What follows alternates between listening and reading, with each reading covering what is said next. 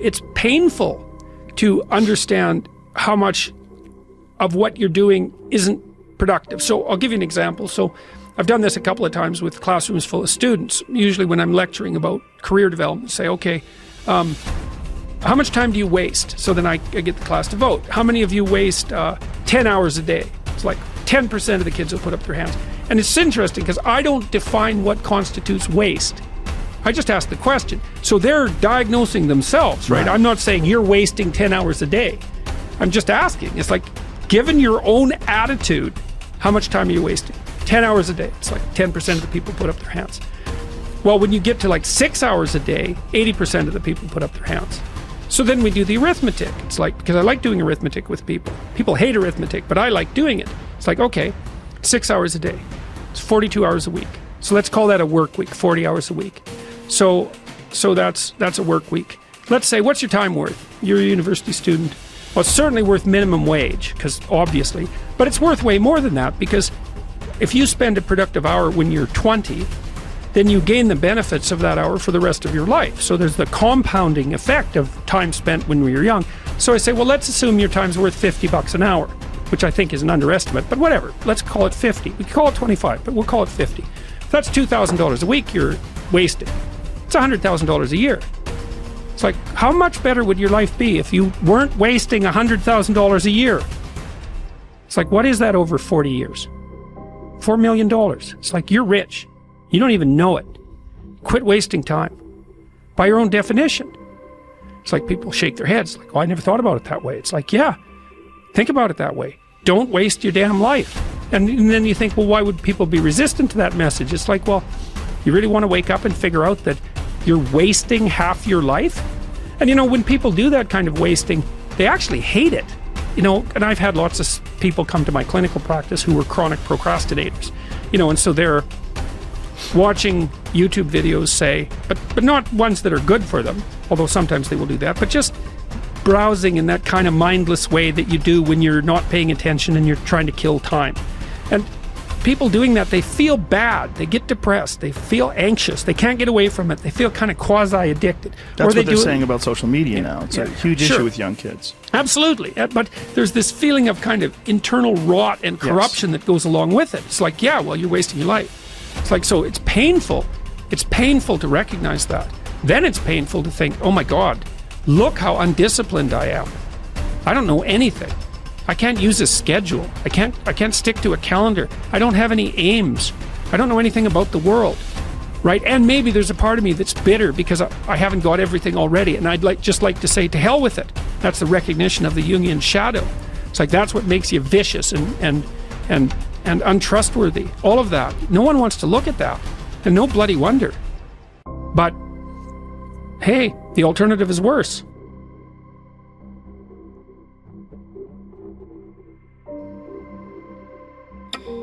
I hate it when I see young people wasting their time, wasting all this technology got, just sitting around in this world that's been created for you, that everything is instant.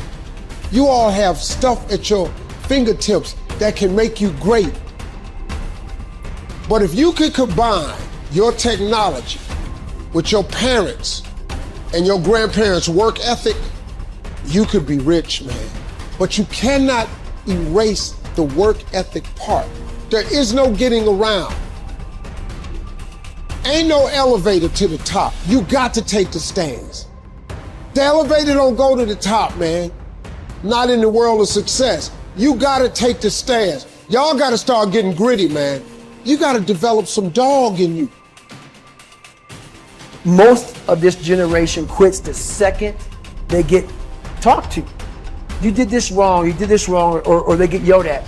It's so easy to be great nowadays because everybody else is, most people are weak. This is a softened generation. So if you have any mental toughness, any ability, if you have any fraction of self-discipline, the ability to not want to do it but still do it.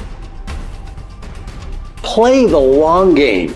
Aim for legendary. Say, I want to have the guts and the grit and the acumen and the mindset and the capability and the commitment to create enduring success. Be the person who is up reading, listening to the podcast, writing in your journals, setting your goals, focusing on your intentions. As you become more successful, become more humble. As you become more successful, work even harder. As you become more successful, care even more about your product. As you become more successful, learn even more. Dedication, hard work, dedication, hard work. On one man army, the world can go against me. I'm still coming on top. I need you to go harder than you've ever gone before. I need you to be more dedicated than you've ever been before. Life's one big fucking head game. You play with yourself. If you lose, it's because you allow life to get in your fucking head. It's you. You've got to make it your personal business to make it happen. And you've got to resolve within yourself that I'm the one. I'm the one to make this happen. I'm the one to become successful. I'm the one. I'm the one. No matter how bad it is or how bad it gets, I'm going to make it.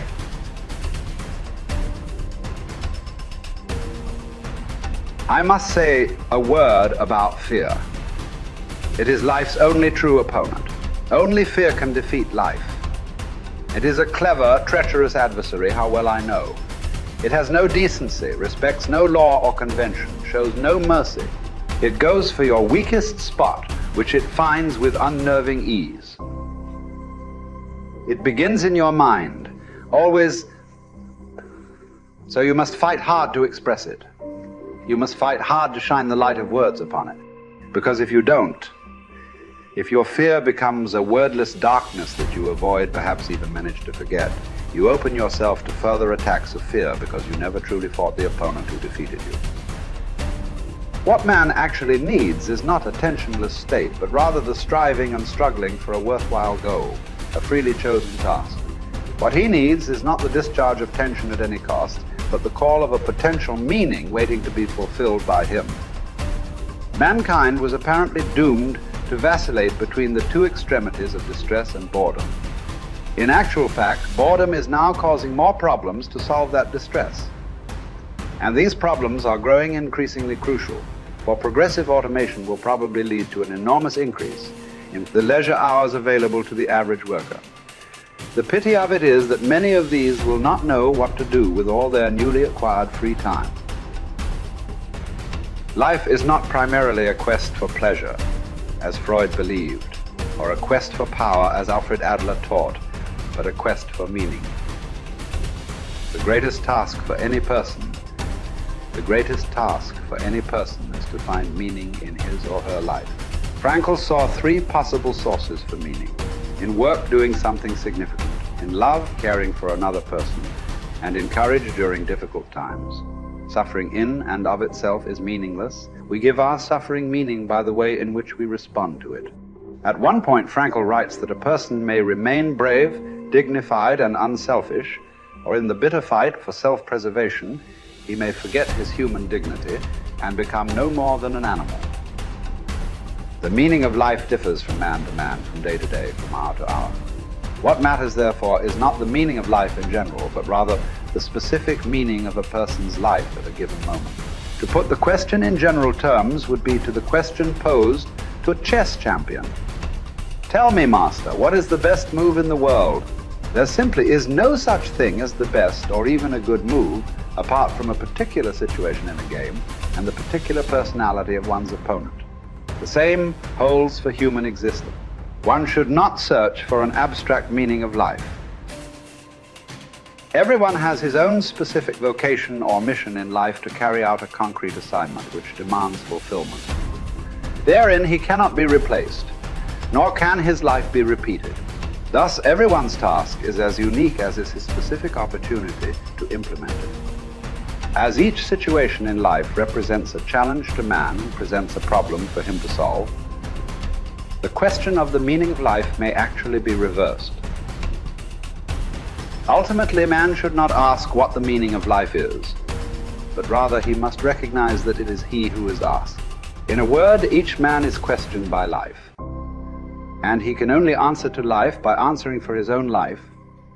To life, he can only respond by being responsible.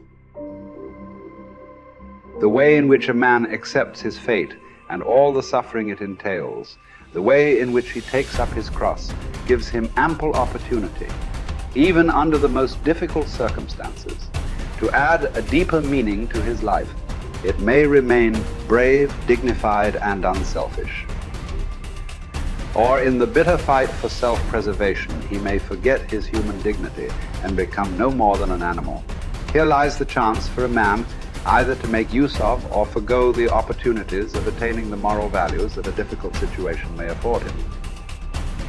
And this decides whether he is worthy of his sufferings or not.